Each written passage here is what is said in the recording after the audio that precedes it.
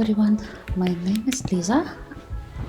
I will start presentation that we did in collaboration with mobile team that will be dedicated to how we do UI automation for mobile area in Salesforce.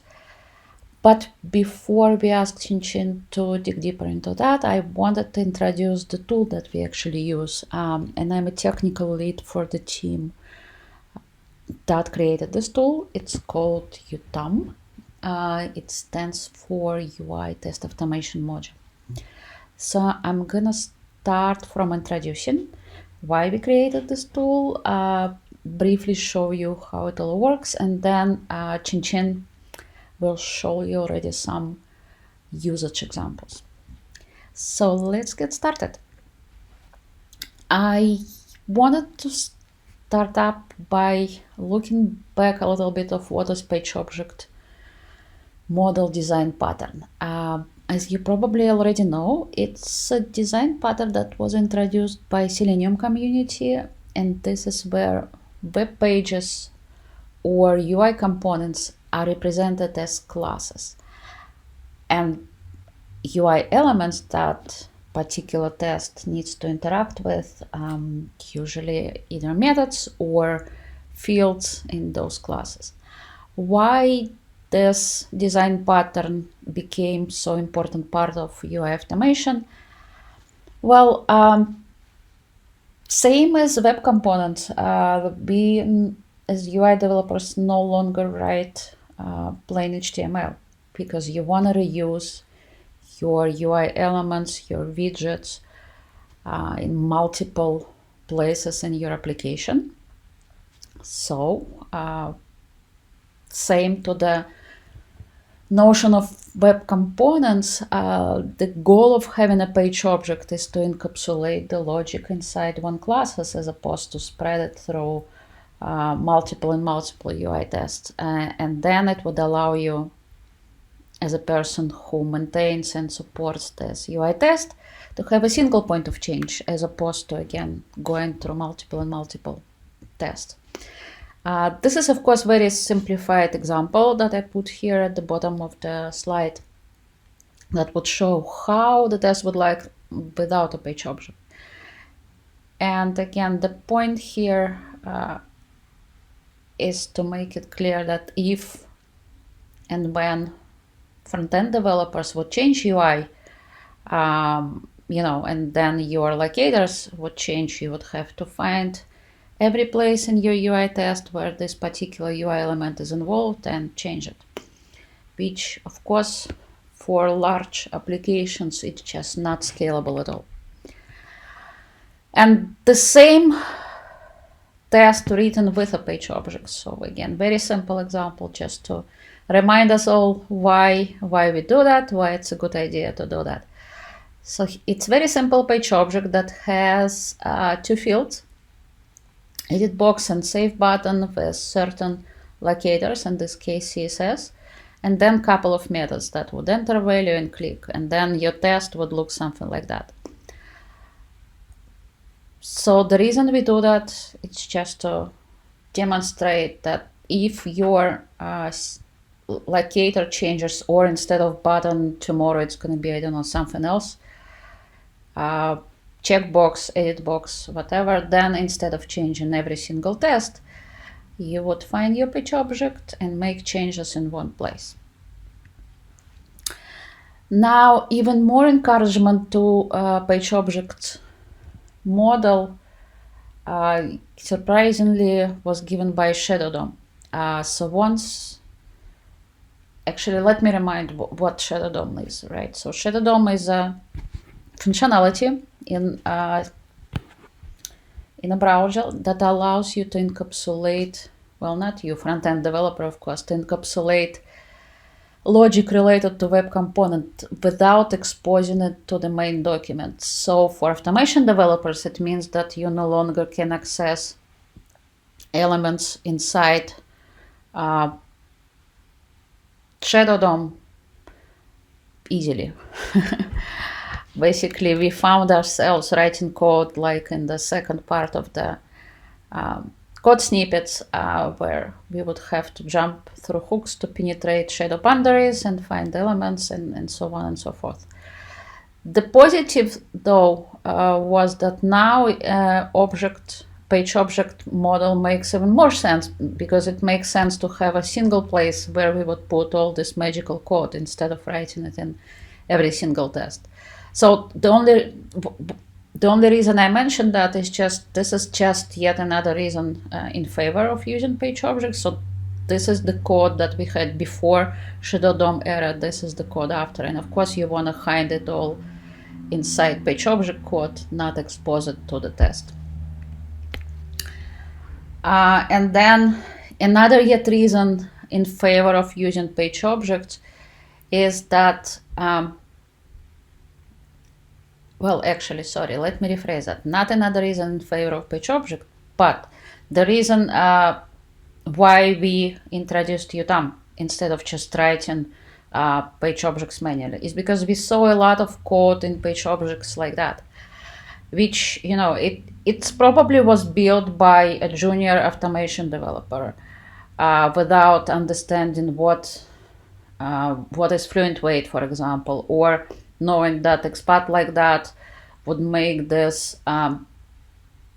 page object very sensitive to any UI changes, which happen very, very often, by the way, and of course you guys already know that.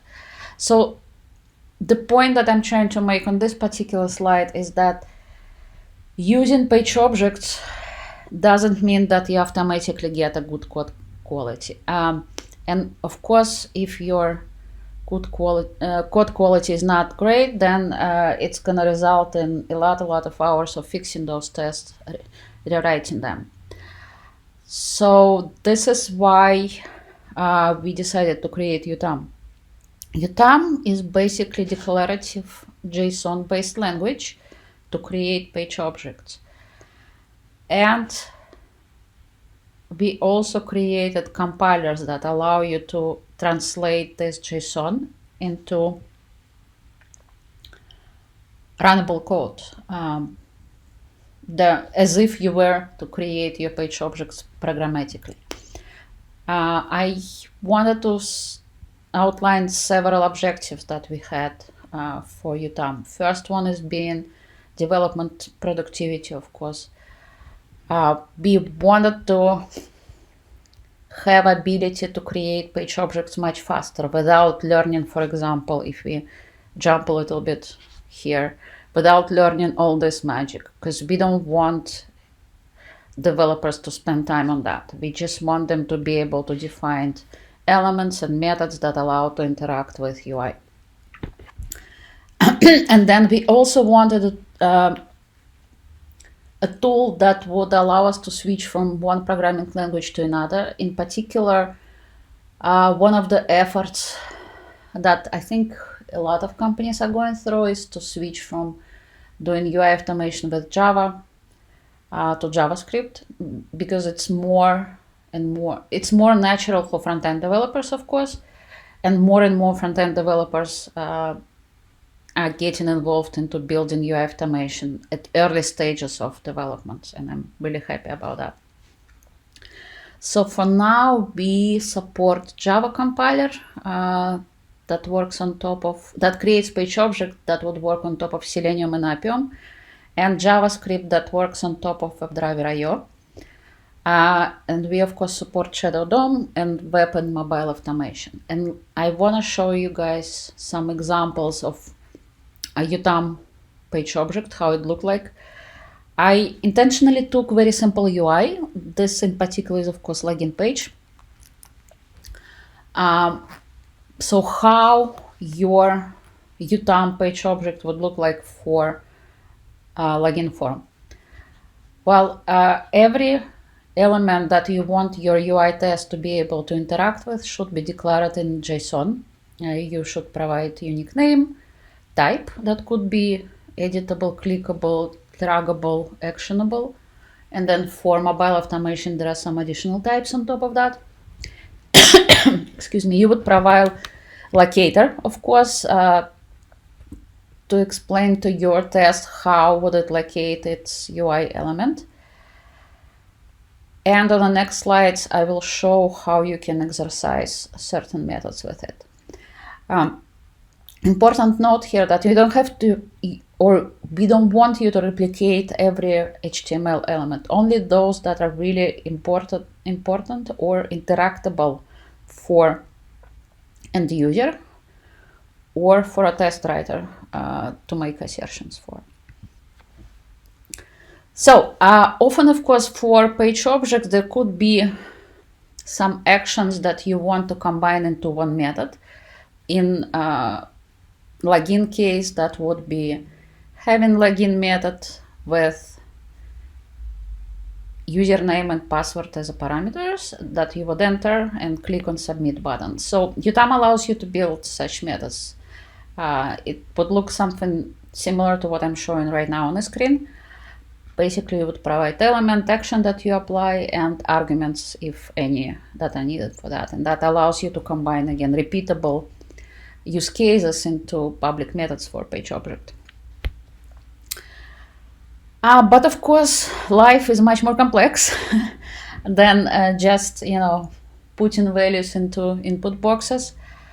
So UTAM grammar allows for this complexity. So far, we've been working with our developers in Salesforce for a while now using UTAM, and there is no lack of functionality in UTAM that basically, sorry, let me rephrase it. We haven't found use cases in which UTAM wouldn't be able to build page object that is able to handle such UI. We have pretty extensive supports for different types of weights. We have, of course, support for shadow boundaries. We provide ability to find elements by internal text without using XPath. Like, there's a lot of functionality there. And of course, to help our future consumers or customers, I want to say, to use the tool, we built extensive tutorials. So you would go to this URL. What you can do is to pick particular area that you want to learn about. And all tutorials are interactive, meaning you can change JSON file in real time. It will recompile a page object and show you changes immediately. And then you can write and run UI test using this page object. That really helps to start using UTAM to understand how it works.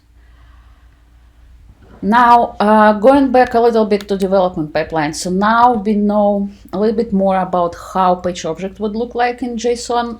For developer, front-end developer, usually what it means is that when front-end developer builds UI component, web or mobile, he or she would create a JSON file with page object, and it's important to keep one-to-one mapping between components and page objects because we don't want to duplicate same functionality in different places. So next to application component code, developer would put JSON file with page object. And then with help from DevOps or automation team set up development pipeline that would generate executable code from this JSON file.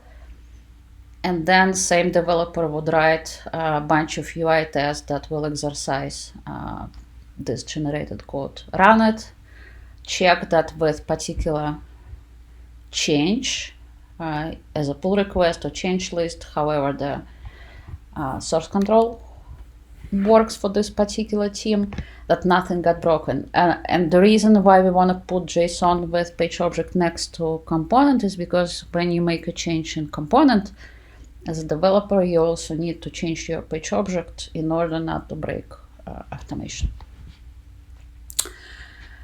A couple of notes to help you guys get started with UTAM. So we have a guide for Java developers, of course. Also, repository with tool itself is open source. So it's in GitHub, Salesforce utam.java. And then there is recipes repository that have examples how to set up UTAM, how to use it, how you would configure your compilation from JSON to, in this case, Java. And of course, we already publish all our artifacts in Maven Central, and we see about, well, actually, last time I think we checked in February, it was about 1,000 downloads from unique IP addresses a month. So it's pretty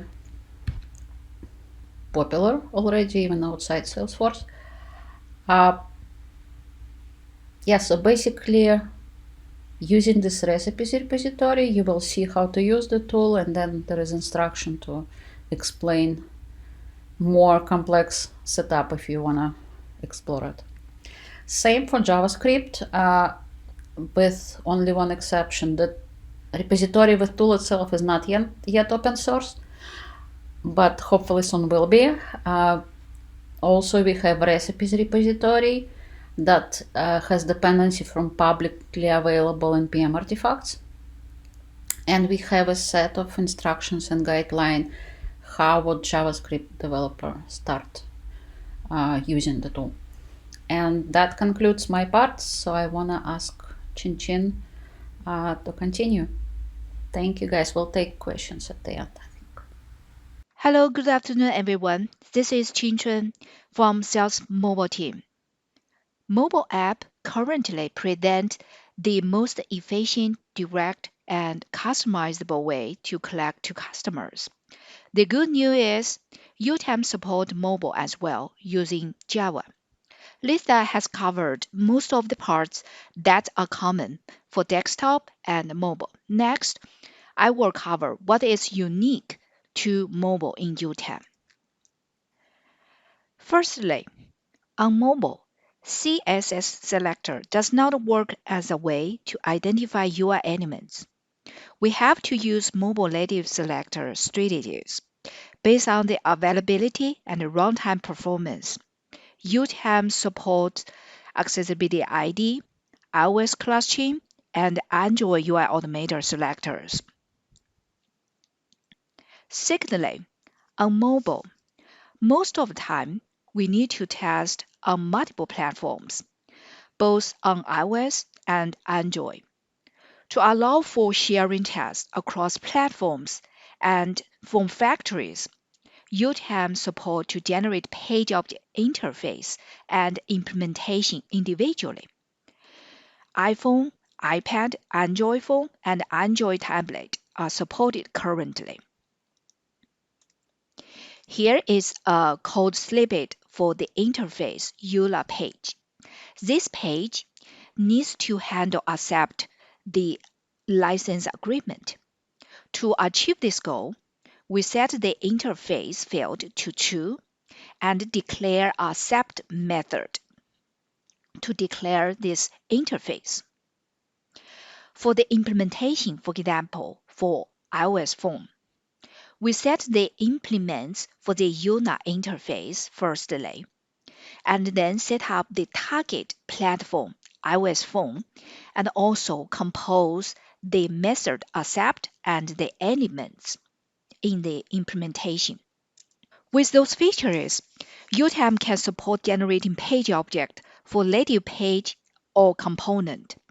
Next, we will cover how UTAM framework supports tests that use UTAM page object. Here is an example. This test will use EULA interface and accept the agreement where this accept method. At the execution time, UTAM framework dynamically inject the implementation for this EULA interface based on the test device, which means if this test is executing on a iPhone device, then the iPhone implementation will be used. Other that, if it is run on Android tablet device, then the Android tablet implementation will be used instead. For mobile test using Appium, one of the key tasks is taking care of page context switch during execution time. UTAM framework transparently switch to the target context based on the type of the page object that the test is interact with. This will help to reduce the test development work. If you start from the scratch to develop a UI automation framework, you can simply utilize the Appium Server Factory and the WebDriver Factory from the UTAM framework.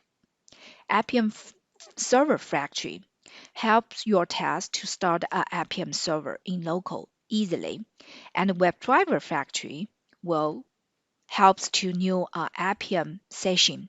You can find more details from our recipe project. Last but not least, on mobile compared to desktop, touch action is very important for test to scroll, swipe, pinch, etc. action is. UTAM framework exposes a mobile unique action, touchable action for scroll a UI object to load more items in a list or scroll an item into view.